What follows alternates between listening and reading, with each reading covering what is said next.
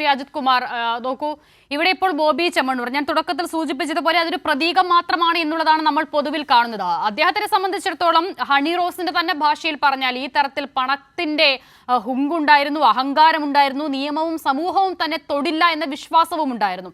അതേസമയം തന്നെ രണ്ടാമതൊരു വശത്ത് ഈ അവരുടെ സാമൂഹിക മാധ്യമ അക്കൗണ്ടുകളിൽ കമന്റ് ചെയ്യുന്ന ആളുകളെ കുറിച്ച് നോക്കൂ. പൊതുവിൽ പുരുഷന്മാരെല്ലാം ഇത്തരത്തിൽ പ്രശ്നക്കാരാണോ എന്നോ ഈ തരത്തിൽ സ്ത്രീകളെ അപമാനിക്കുന്നവരാണോ എന്നുള്ള ജനറലൈസ് ചെയ്യുന്ന ഒരു കമന്റ് അല്ല അത്. പക്ഷെ എങ്കിൽ പോലും ഹണി റോസ് ഇന്നലെ പരാതി നൽകിയതിന് ശേഷം ഇന്ന് അവരുടെ സാമൂഹിക മാധ്യമ അക്കൗണ്ടുകളിൽ വരുന്ന പ്രതികരണങ്ങൾക്ക്, കമന്റ്സുകൾക്ക് ഈ തരത്തിൽ ഒരു അശ്ലീല ചുവയുമില്ല, ലൈംഗിക ചുവയുമില്ല. അപ്പോൾ ആ നിലയിൽ പെരുമാറാനും കേരളത്തിലെ മനുഷ്യർക്ക്, പ്രത്യേകിച്ച് പുരുഷന്മാർക്ക് അറിയാമെന്നുള്ളതാണ്.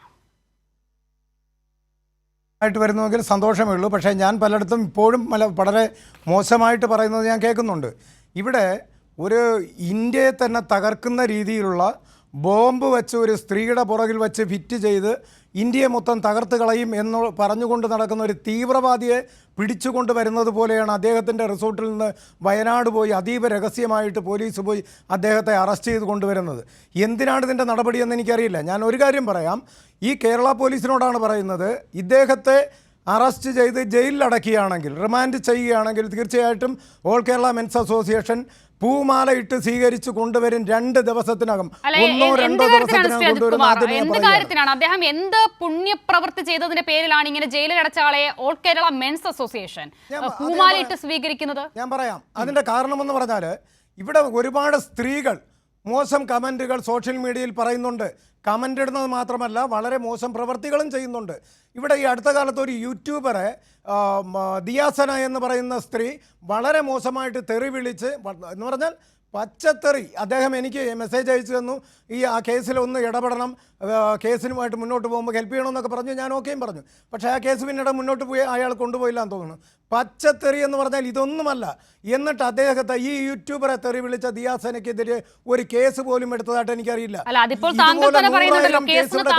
സഹായം അദ്ദേഹം തേടിയിരുന്നു, പിന്നെ കേസുമായി മുന്നോട്ട് പോയെന്ന് താങ്കൾക്കും അറിയില്ല. അപ്പോൾ അങ്ങനെ അറിയാത്തൊരു കേസിൽ എങ്ങനെയാണ് നടപടി ഉണ്ടായില്ല എന്ന് പറയുന്നത്? ഇവിടെ അതല്ല, നടപടി ഉണ്ടായില്ല. ഒരു മിനിറ്റ്, ഇവിടെ അതല്ല. ഇനിയിപ്പോൾ ഒരു മിനിറ്റ് ശ്രീ അജിത് കുമാർ, ഇവിടെ ഇപ്പോൾ ശ്രീ ശുക്കൂർ അദ്ദേഹം അതൊരു പക്ഷേ അതിൽ അല്പം കൂടി വ്യക്തത വരുത്തി ആദ്യം തന്നെ സംസാരിച്ചത് നന്നായി. ഇപ്പോൾ ഈ കോണ്ടെക്സ്റ്റിൽ ഇവിടെ ഇപ്പോൾ ഹണി റോസിന് ബോബി ചെമ്മണ്ണൂരിനെതിരെയുള്ള പരാതി സമൂഹ മാധ്യമങ്ങളിലൂടെ അധിക്ഷേപിച്ചതിനല്ല, അവരെ ഒരു പരിപാടിയിൽ അദ്ദേഹത്തിന്റെ തന്നെ ഒരു കടയുടെ ഉദ്ഘാടനത്തിൽ വിളിച്ചു വരുത്തുകയും അവിടെ മോശമായി പെരുമാറുകയും ചെയ്തതിനാണ് ആ പരാതി. പിന്നീട് നിരന്തരം അത് തുടരുന്നു, അത് സമൂഹ മാധ്യമങ്ങളിലൂടെ പല അഭിമുഖങ്ങളിലൂടെ അത് ആവർത്തിക്കുന്നു, മറ്റു പല രീതിയിൽ അതിനെ വ്യാഖ്യാനിക്കുന്നു. നമുക്ക് ശരിക്കും പൊതുമധ്യത്തിൽ ഉപയോഗിക്കാൻ കഴിയാത്ത വാക്കുകൾ പോലുമാണവ. അപ്പോൾ അങ്ങനെ നിരന്തരം പിന്തുടരുന്ന ഒരാൾക്കെതിരെ ഹണി റോസ് പരാതി കൊടുക്കുന്നു. ആ പരാതിയുടെ അടിസ്ഥാനത്തിൽ ഇവിടെ നടപടി ഉണ്ടാകുന്നു. അപ്പോൾ അങ്ങനെ നടപടി നേരിട്ട ഒരാളെ എന്തടിസ്ഥാനത്തിലാണ് ഈ മെൻസ് അസോസിയേഷൻ പൂമാലയിട്ട് സ്വീകരിക്കുമെന്നൊക്കെ പറയുന്നത്? അത് ഞാൻ പറഞ്ഞുതരാം. അതുകൊണ്ടാണ് വിവേചനം, സ്ത്രീക്കും പുരുഷനും രണ്ട് രീതിയിലുള്ള വിവേചനപരമായിട്ടുള്ള കേസുകൾ ചാർജ് ചെയ്യുന്നു. അതുകൊണ്ട് തന്നെയാണ് ഞാൻ അങ്ങനെ പറയാൻ കാരണം. പിന്നെ അഡ്വക്കേറ്റ് പറഞ്ഞത് കൊണ്ടാണ് ആ വിഷയത്തിലോട്ട് ഞാൻ പോകാത്തത്. കമൻ്റ് ഇട്ടത് കൊണ്ടല്ല, തീർച്ചയായിട്ടും കമൻ്റ് ഇട്ടത് കൊണ്ടല്ല അവിടെ ഈ അറസ്റ്റ് ഉണ്ടായിരിക്കുന്നത്. പക്ഷേ ഒരു പ്രാവശ്യമല്ല ഹണി റോസ് അവിടെ അദ്ദേഹത്തിൻ്റെ സ്ഥാപനം ഉദ്ഘാടനം ചെയ്യാൻ പോയത്, 2 പ്രാവശ്യം പോയിട്ടുണ്ട്. അങ്ങനെ ഈ ദ്വയാർത്ഥ പ്രയോഗം നടത്തുന്ന വ്യക്തിയാണെന്ന് ആദ്യമേ അറിഞ്ഞിട്ട് ഈ ആദ്യത്തെ സ്ഥാപനത്തിൽ പോലും ഉദ്ഘാടനത്തിന് പോകേണ്ട കാര്യമില്ല, അങ്ങനെ അത് ഇഷ്ടമില്ലാത്ത ഒരാളാണെങ്കിൽ. പക്ഷേ ആദ്യമായിട്ട് ഒരു സ്ഥാപനത്തിൽ പോയി, അടുത്ത് വീണ്ടും 2ാമത്തെ സ്ഥാപനത്തിൽ പോയി അദ്ദേഹം കൈപിടിച്ച് കറക്കിയപ്പോൾ ഒരു രീതിയിലും ഒരു വിയോജിപ്പ് പ്രകടിപ്പിച്ച വ്യക്തിയല്ല. കാരണം അതെല്ലാം ഞാൻ കണ്ടതാണ്, അന്നും കണ്ടു ഇന്നും കണ്ടു. കാര്യം ബോബി ചെമ്മണ്ണൂരിനെ ഞാൻ ഫോളോ ചെയ്യുന്ന ഒരാളാണ്. കാര്യം അദ്ദേഹത്തിൻ്റെ ഈ ദ്വയാർത്ഥ പ്രയോഗങ്ങൾ ചില സമയത്ത് നമുക്ക്, ഇപ്പോൾ ഞാൻ എല്ലാം കാണാറില്ല, സമയം കിട്ടുമ്പോൾ ചിലതൊക്കെ നമ്മുടെ മുൻപിൽ വന്ന് പെടുന്നത് കാണുമ്പോൾ അതിലൊരു തമാശ, അദ്ദേഹവും പറയുന്ന ഒരു തമാശയാണ്. അദ്ദേഹം ഇന്നേ വരെ ആരെയും വേദനിപ്പിച്ചതായിട്ട് എനിക്കറിയില്ല. കാര്യം അദ്ദേഹവുമായിട്ട് ഞാൻ അദ്ദേഹത്തിൻ്റെ പി എമായിട്ട് സംസാരിച്ചപ്പോൾ ആ ഒരു രീതിയിൽ എത്രയോ മാസങ്ങളായിട്ട് ഞാൻ സംസാരിക്കുന്നുണ്ട്. കാരണം നമ്മുടെ ഒരു പ്രവാസിയെ കുറച്ച് ഫണ്ട് ശേഖരിക്കാൻ വേണ്ടി ഇദ്ദേഹം ഇറങ്ങി പുറപ്പെട്ടല്ലോ, തെരുവിലിറങ്ങി. അന്ന് മുതലാണ് ഇദ്ദേഹത്തെ ഞാൻ ഫോളോ ചെയ്യുകയും ഇദ്ദേഹത്തിൻ്റെ ആ ഒരു കാരുണ്യ പ്രവർത്തനങ്ങളെക്കുറിച്ച് പഠിക്കുകയും ചെയ്തത്. അപ്പോൾ ഇദ്ദേഹം ഈ ദ്വയാർത്ഥ പ്രയോഗമുള്ള വാക്കുകൾ പറയുന്ന ഒരു വ്യക്തിയാണ്. അപ്പോൾ അങ്ങനെ സമൂഹത്തിൽ എല്ലാ രീതിയിലും ഓരോ മനുഷ്യർ ഓരോ സ്വഭാവമാണ്. അതിലൊരു സ്വഭാവക്കാരനാണ് ഇദ്ദേഹം. പക്ഷെ അത് ആനന്ദം കണ്ടെത്തുന്നു, മറ്റുള്ളവരെ ചിരിപ്പിക്കുന്നു, ഒരു തമാശയായിട്ട് കാണുന്നു, അത്രേ ഉള്ളൂ. വേറൊരു അദ്ദേഹം കണ്ടെത്തുന്ന ആനന്ദം അത് കേൾക്കുന്ന ആൾക്ക് അത് ബുദ്ധിമുട്ടുണ്ടാക്കുന്നുവെങ്കിൽ, അത് പ്രശ്നമാകുന്നുവെങ്കിൽ അവർക്ക് പരാതിയുമായി മുന്നോട്ട് പോകാം. അതാണ് ഇവിടെ ഉണ്ടായിരിക്കുന്നത്. അതിലല്ലേ നടപടി ഉണ്ടായിരിക്കുന്നത്. അദ്ദേഹത്തിന്റെ ആനന്ദം മറ്റുള്ളവരും അതുപോലെ ആനന്ദിക്കണം എന്നുണ്ടോ ശ്രീ അജിത് കുമാർ? അദ്ദേഹവും പിന്നീട് പല വേദികളിൽ പറയുന്നത് കേട്ടു, ഞാൻ തമാശക്കാണ് പറഞ്ഞത്, പിന്നീട് വളച്ചൊടിച്ചു എന്നൊക്കെ. ഇതിൽ വളച്ചൊടിക്കാൻ എന്താണുള്ളത്? വളരെ പ്രകടമായിട്ടല്ലേ പറഞ്ഞത്. 4 മാസങ്ങൾക്ക് ശേഷമാണ് ഇവിടെ പരാതി കൊടുക്കുന്നത്. എത്ര നാളുകൾക്ക് ശേഷം പരാതി കൊടുക്കുന്നത് എവിടെയാണ് പ്രസക്തമാകുന്നത്? 4 മാസം വരെ എവിടെയായിരുന്നു? അല്ലെങ്കിൽ ഇത്രയും ഒരു ഫിലിമിൽ വർക്ക് ചെയ്ത ഒരുപാട് നടന്മാരുമായിട്ട് ഇഴുകിച്ചേർന്ന് അഭിനയിച്ച ഈ നടിക്ക് എന്തുകൊണ്ട് അപ്പോൾ പ്രതികരിക്കാൻ പറ്റിയില്ല? പുരുഷനെ ആദ്യമായിട്ട് കാണുന്നതല്ലല്ലോ, അദ്ദേഹം ഇങ്ങനെയുള്ള സ്വഭാവക്കാരനാണെന്ന് അറിയാം. അപ്പോൾ അങ്ങനെ അറിഞ്ഞു വെച്ചിട്ട് എന്തിനാണ് അദ്ദേഹത്തിന് കൈ വന്നപ്പോൾ എനിക്ക് തരാൻ പറ്റില്ല എന്ന് അപ്പോൾ പ്രതികരിക്കാമായിരുന്നു.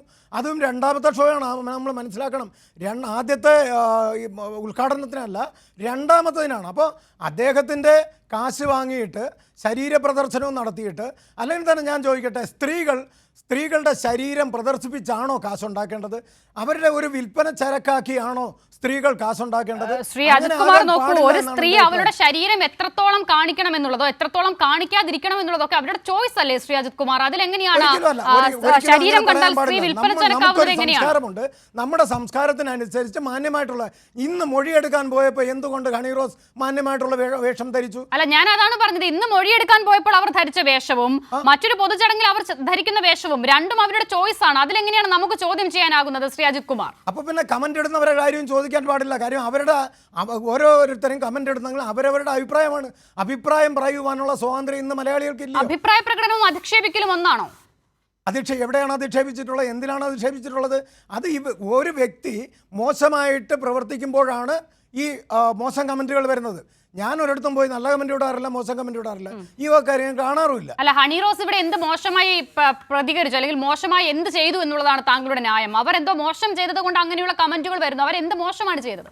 അവരുടെ ശരീരത്തിന്റെ ഒരു ഭാഗം മാത്രം, ഒരു അവയവം മാത്രം അവർ എന്തോ പറയുക ഇങ്ങനെ പ്രദർശിച്ച് കാണിച്ചുകൊണ്ട് നടക്കുന്നു.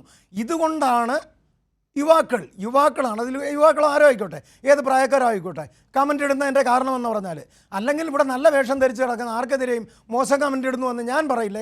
ഞാൻ കണ്ടിട്ടുമില്ല.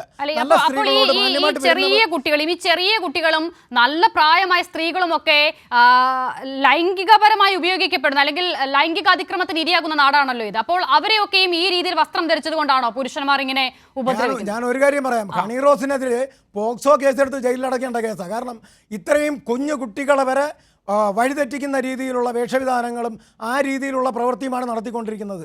യഥാർത്ഥം പറഞ്ഞാൽ ഞങ്ങൾ അതിനെക്കുറിച്ച് ഇവർക്കെതിരെ ഒരു പരാതി കൊടുക്കുന്നതിനെ പറ്റി ചിന്തിച്ചുകൊണ്ടിരിക്കുകയാണ്.